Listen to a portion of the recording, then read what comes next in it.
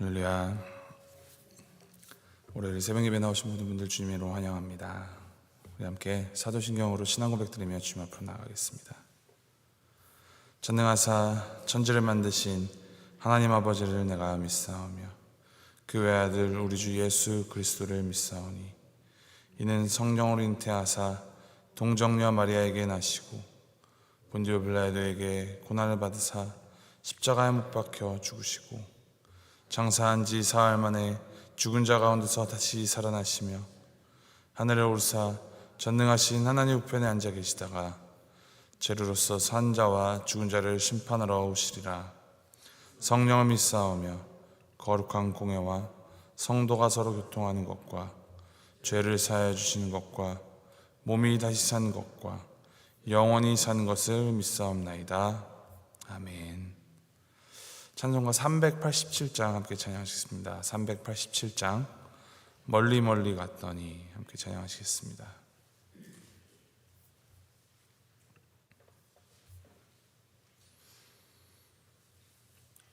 (387장) 함께 찬양하시겠습니다. 멀리 멀리 갔더니 처량하고 고나며 슬프고도 외로워 정처 없이 다니니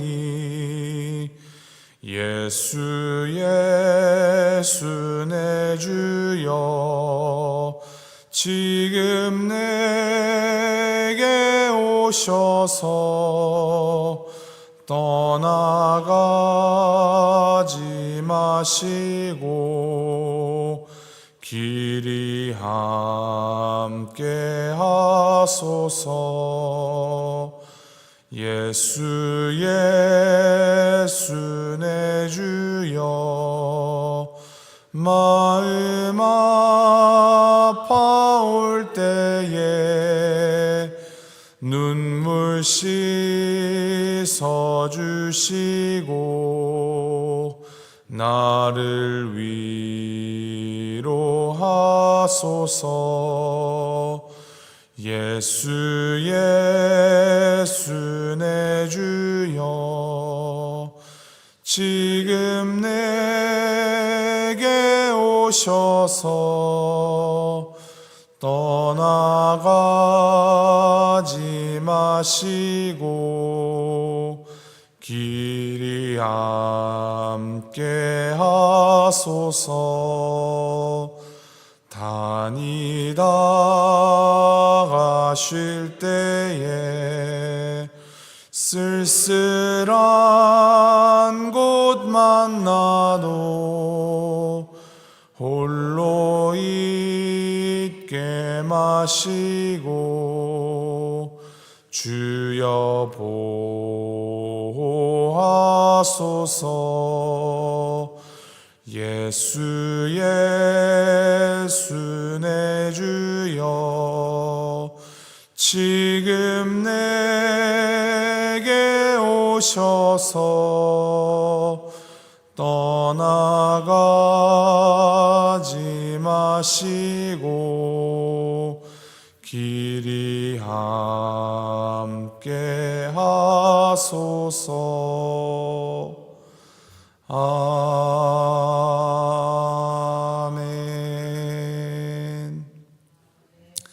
하나님의 말씀 호세아 5장 1절부터 15절까지 말씀입니다. 호세아 5장 1절부터 15절까지 말씀 한 절씩 교독하시겠습니다. 호세아 5장 1절부터 15절까지 말씀, 1절 말씀 제가 먼저 읽습니다. 제사장들아 이를 들으라. 이스라엘 족속들아 깨달으라. 왕족들아 귀를 기울이라. 너희에게 심판이 있나니 너희가 미스바에 대하여 올무가 되며 답을 위에 친 그물이 됨이라.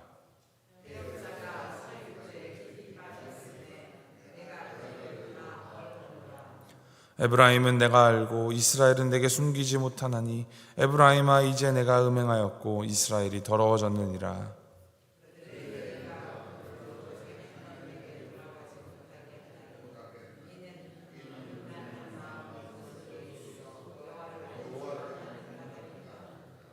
이스라엘의 교만이 그 얼굴에 드러났나니 그 죄악으로 말미암아 이스라엘과 에브라임이 넘어지고 유다도 그들과 함께 넘어지리라.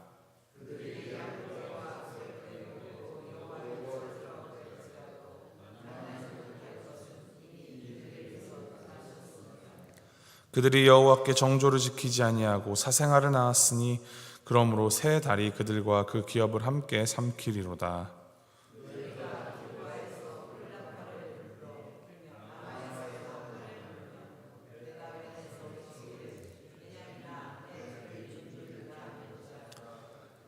보라는 날에 에브라임이 황폐할 것이라. 내가 이스라엘 지파 중에서 반드시 있을 일을 보였노라.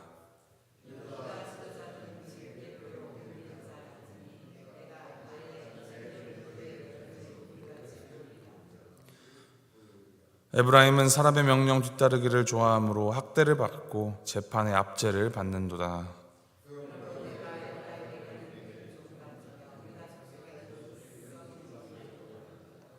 에브라임이 자기의 병을 깨달으며 유다가 자기의 상처를 깨달았고 에브라임은 아수르로 가서 야레방에게 사람을 보내었으나 그가 능히 너희를 고치지 못하겠고 너희 상처를 낫게 하지 못하리라.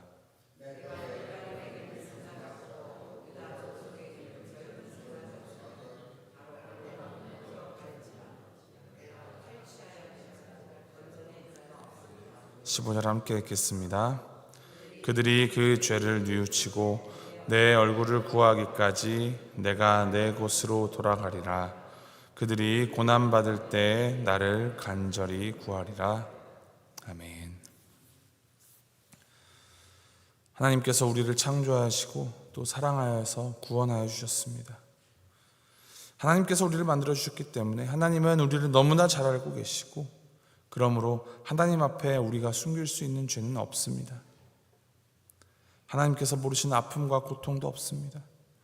하나님께서 우리의 모든 것을 아시기 때문에 우리는 그 하나님 앞으로 나아갈 수 있습니다. 우리의 죄를 아시는 하나님께 우리의 죄를 회개할 수 있습니다. 문제는 그 죄의 심각성을 모르거나 잊거나 모르는 채 하고 살아간다는 점입니다. 우리를 파멸로 몰고 가는 그 죄에 대하여서 하나님께서는 아주 직설적이고 신랄하게 오늘 본문 가운데 고발하십니다. 오늘 본문 말씀은 이 재판 연설의 양식을 가지고 있습니다. 마치 재판장에서 이 피고 제사장들, 이스라엘 족속들, 왕족들을 향하여서 재판장 되신 하나님께서 심판을 선고하고 있는 모습입니다. 1절 말씀을 보면 들으라, 깨달으라, 귀를 기울이라 라는 명령이 나옵니다.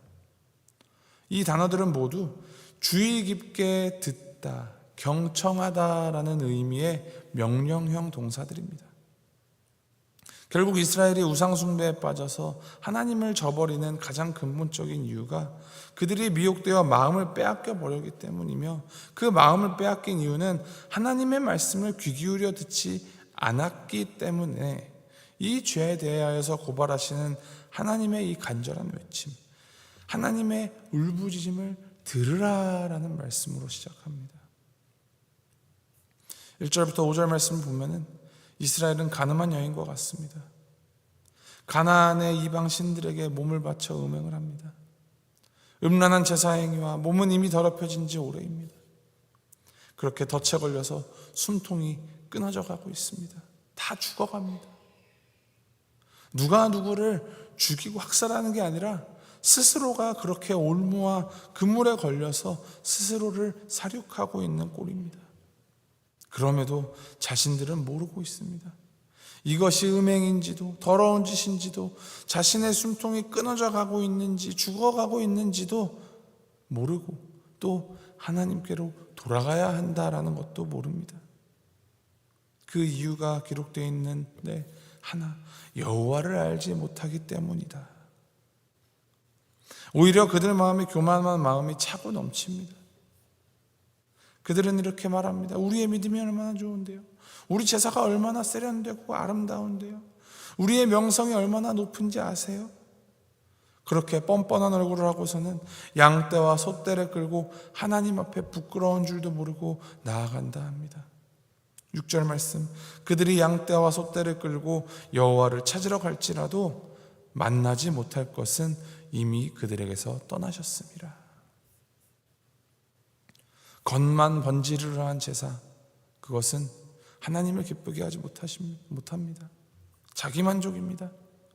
자기 열심과 고집, 그리고 그 믿음과 순종의 행위는 자기를 만족하기 위한 행위입니다.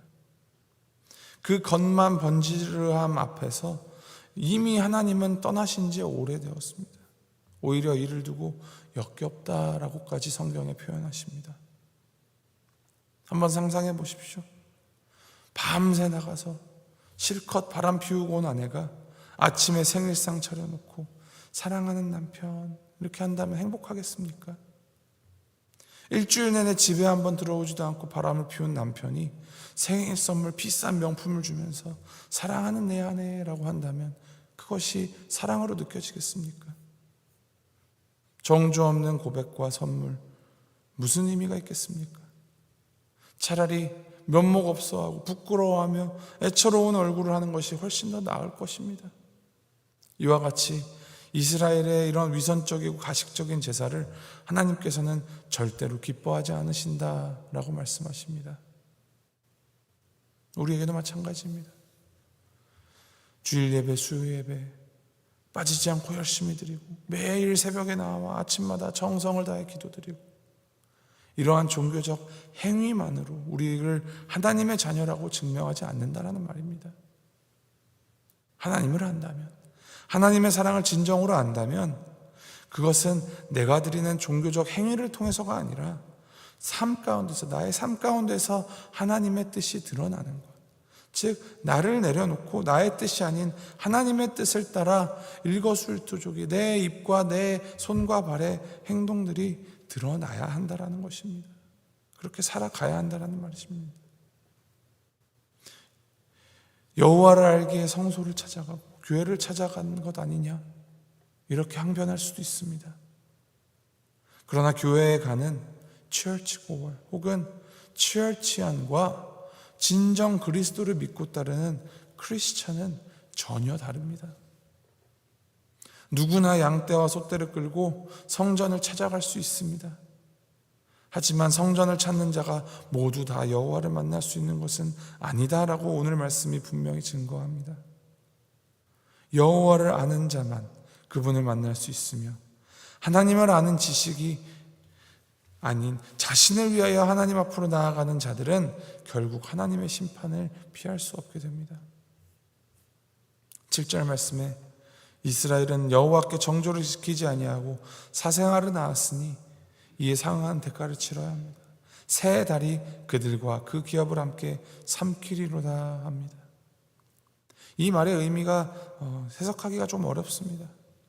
그 기업이 여호와께서 이스라엘 각 시족에게, 각 지파에게 상속 재산으로 주신 땅을 의미한다면 새 달은 초하룻날의 축제를 가리킵니다. 그래서 세 달에 즐겁게 축제 음식을 먹었던 이스라엘이 이제는 그 기업, 이 땅들과 자신의 모든 것들과 함께 이 세 달의 먹이가 되어서 심판을 받게 된다는 의미입니다. 이어지는 8절부터 15절까지 말씀, 남유다와 북이스라엘 사이에 일어난 전쟁이 배경이 됩니다. 남유다가 이 국경, 경계표를 넘어서 북이스라엘에 침범하였습니다. 더 심각한 것은 북이스라엘과 유다가 이 어려움 가운데 주변 강대국들을 의지합니다. 병들고 상처 입었다는 것을 알면서도 하나님께 돌이키지 않고 강대국의 도움으로 이 문제를 해결하려고 합니다. 그래서 결국 이 두 나라는 하나님에 의하여서 사자에게 찢겨지는 것처럼 멸망을 당합니다. 그렇게 심판을 받습니다. 그런데 그 심판에서 끝나지 않습니다. 15절 말씀에 기록합니다. 그들이 그 죄를 뉘우치고 내 얼굴을 구하기까지 내가 내 곳으로 돌아가리라. 그들이 고난받을 때에 나를 간절히 구하리라. 이스라엘에게 기회가 한 번 더 주어집니다. 하나님께서 이스라엘이 당신의 얼굴을 찾을 때까지 자신의 처소로 돌아가서 기다린다 하십니다. 이 내 곳으로 돌아가리라, 이 말은 단절과 징계를 의미하기도 하지만 이 내 얼굴을 구하기까지라는 이 단절과 징계가 하나님의 궁극적인 마침표가 아니다라는 사실을 분명히 하십니다. 이스라엘이 벌을 받고 있는 이 고난 중에 있을 때에도 하나님을 간절히 찾기를 기대하고 계신다라는 하나님의 마음이 묻어나는 것입니다. 그리고 구하는 자에게는 고난 중에 내밀어 주시는 그 하나님의 치유의 손, 회복의 손을 경험하게 하십니다. 오늘 말씀 묵상할 때 하나님께서는 우리에게 이 죄의 심각성과 하나님의 심판을 경고하시면서도 동시에 하나님께 돌아올 기회를 놓치지 말라라는 메시지를 전해 주십니다. 하나님은 우리가 죄를 범했을 때에도 결코 포기하지 않으시고 우리를 사랑하시며 회개의 기회를 주십니다. 이 말씀을 마음에 새기고 우리 삶을 돌아보며 하나님 앞에 나아가야 합니다. 회개의 마음으로 하나님께 돌아갈 때 하나님은 우리를 기쁘게 받아주시고 우리의 영혼을 회복시켜 주실 것입니다. 진정으로 하나님의 얼굴을 구하기까지 겉만 번지르르 하지 않고 전심으로 하나님을 향하기까지 그럴듯하게 포장하는 것 아니라 진짜 하나님을 원하고 바랄 때까지 하나님께서는 오늘도 지금 이 순간도 우리를 기다리고 계십니다.